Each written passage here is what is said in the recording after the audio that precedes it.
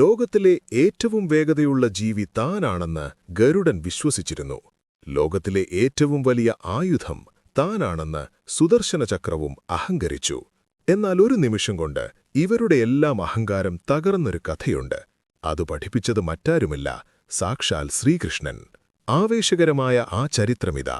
വീഡിയോയിലേക്ക് പോകുന്നതിനു മുമ്പായി താങ്കൾ ഈ വീഡിയോ എവിടെ നിന്ന് ഏത് സമയത്ത് കാണുന്നു എന്ന് കമന്റ് ചെയ്യുക. ഒരിക്കൽ ദ്വാരകയിൽ വെച്ച് ഗരുഡനും സുദർശനചക്രത്തിനും തങ്ങളുടെ ശക്തിയിൽ അഹങ്കാരം തോന്നി.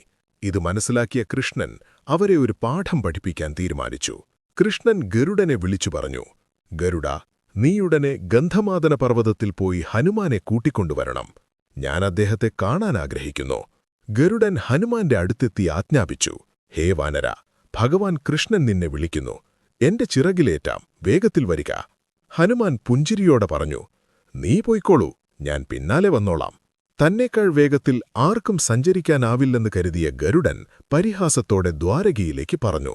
ദ്വാരകയുടെ വാതിലിൽ കൃഷ്ണൻ സുദർശനചക്രത്തിന് കാവലേൽപ്പിച്ചിരുന്നു. ആരെയും ഉള്ളിലേക്ക് വിടരുതെന്നായിരുന്നു കൽപ്പന. ഹനുമാൻ അവിടെ എത്തിയപ്പോൾ സുദർശനചക്രം തടഞ്ഞു. എന്നാൽ ഹനുമാൻ വളരെ നിസ്സാരമായി സുദർശനചക്രത്തെ പിടിച്ച് തന്റെ വായയ്ക്കുള്ളിൽ വച്ചു. എന്നിട്ട് കൃഷ്ണന്റെ അടുത്തേക്ക് നടന്നു. കിതച്ചുകൊണ്ട് ദ്വാരകയിലെത്തിയ ഗരുഡൻ കണ്ടത് അത്ഭുതകരമായ കാഴ്ചയാണ്. താനെത്തുന്നതിനു മുൻപേ ഹനുമാൻ അവിടെ എത്തിയിരിക്കുന്നു. കൃഷ്ണൻ ചോദിച്ചു, ഹനുമാൻ, നീ എങ്ങനെ അകത്തു കയറി? സുദർശനം നിന്നെ തടഞ്ഞില്ലേ? ഹനുമാൻ തന്റെ വായ തുറന്നു. അവിടെ നിസ്സഹായനായി സുദർശനചക്രം ഇരിക്കുന്നുണ്ടായിരുന്നു. ഗരുഡനും സുദർശനചക്രവും ലജ്ജിച്ചു തല താഴ്ത്തി. തങ്ങളെക്കാൾ വലിയ ശക്തികൾ ലോകത്തുണ്ടെന്ന് അവർ തിരിച്ചറിഞ്ഞു.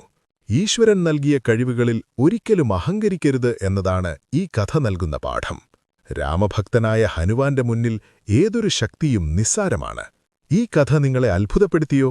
നിങ്ങളുടെ പ്രിയപ്പെട്ട പുരാണ കഥാപാത്രം ആരാണ്? കമന്റ് ചെയ്യൂ. ഇത് ഹ്യൂമൻ ബീയിങ്.